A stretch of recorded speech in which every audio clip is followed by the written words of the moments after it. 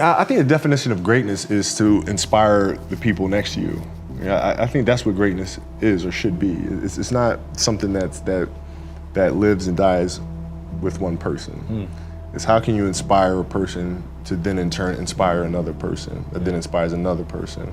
And that's how you create something that I think lasts forever. Yeah. And I think that's our challenge as people, is to figure out how our story can impact others and motivate them in a way to create their own greatness. There's a quote from one of my English teachers at Lower Merion named Mr. Fisk. He had a great quote that said, "Rest at the end, not in the middle." And that's something I always live by. You know, I'm not gonna rest, I'm gonna keep on pushing now. There are a lot of answers that I don't have, even questions that I don't have, but I'm just gonna keep going. I'm just gonna keep going, and I'll figure these things out as we go, right? And you just continue to build that way. So I try to live by that all the time. And what brings you the most joy right now? Being with my family. Really? That is the most fun. It's just, it's hanging out with them all summer, being able to like do things that I ordinarily couldn't do. Yeah. Because of training, because of season and stuff like that. So being around them and watching Bianca grow up, because there are a lot of things that I miss with Natalia and Gianna because I was playing. So being there every day with them is so much fun, man. So it brings me the most joy. What does love feel like?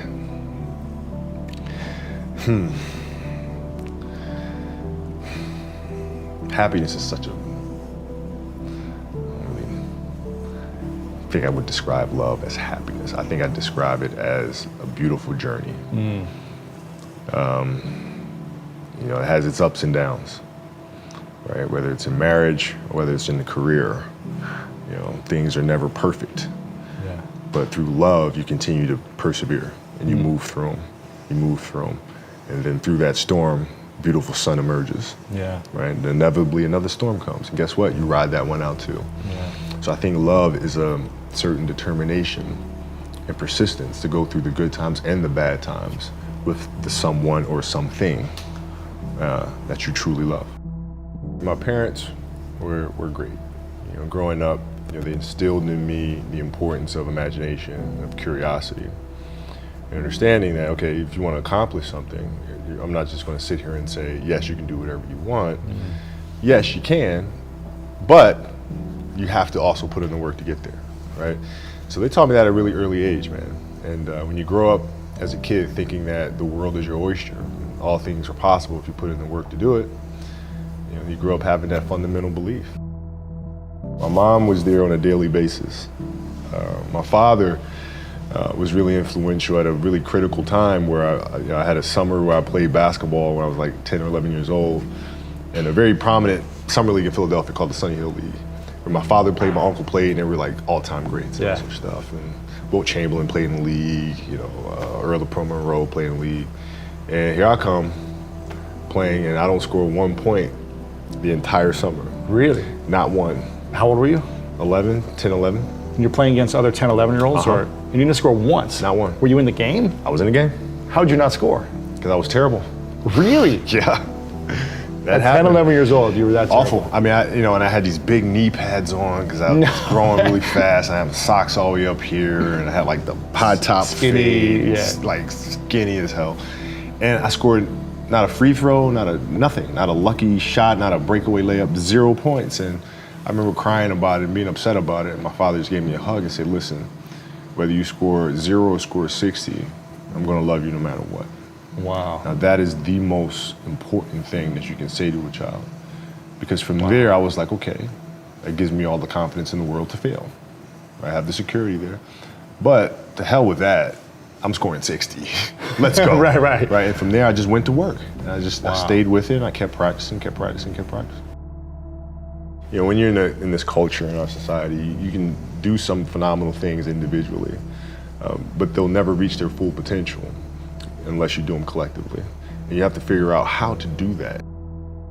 The challenge for me was always compassion and empathy. I think about 2009, things started changing for me. I started really making a conscious effort to better understand. And that doesn't mean, you have compassion and empathy so you go softer on them.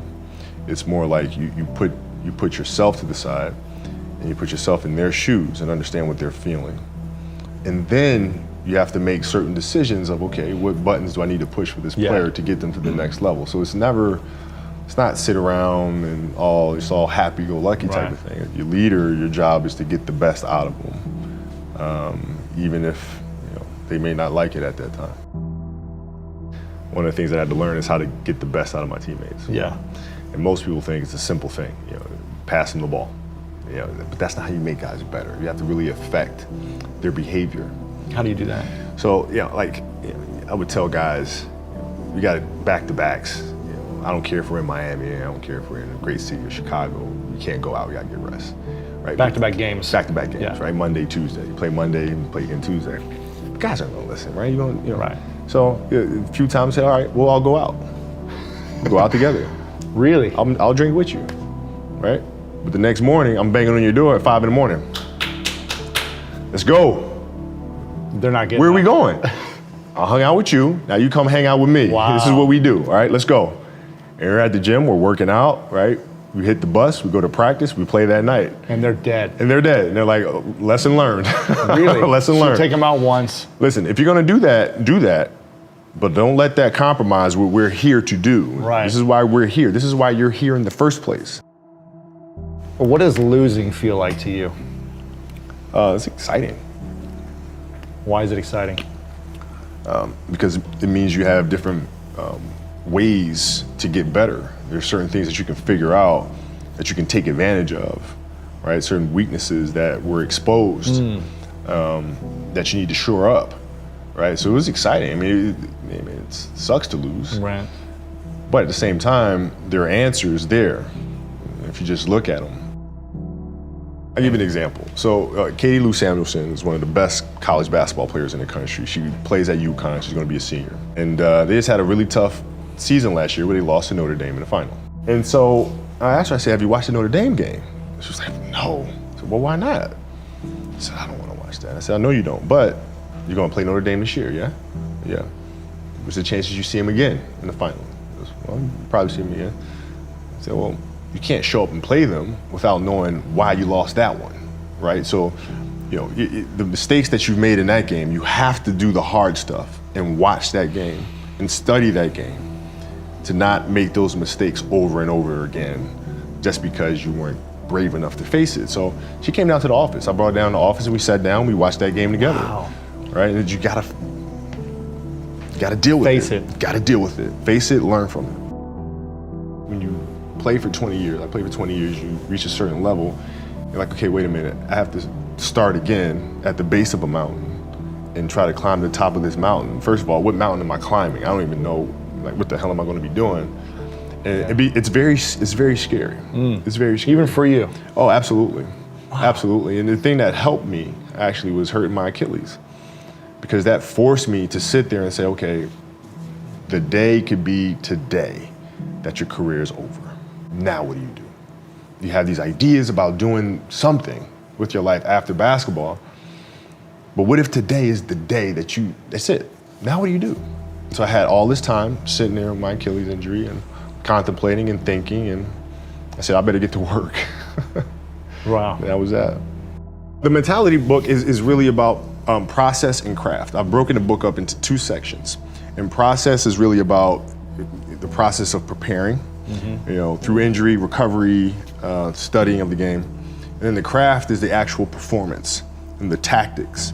And so a lot of things that I learned through the game were through photos.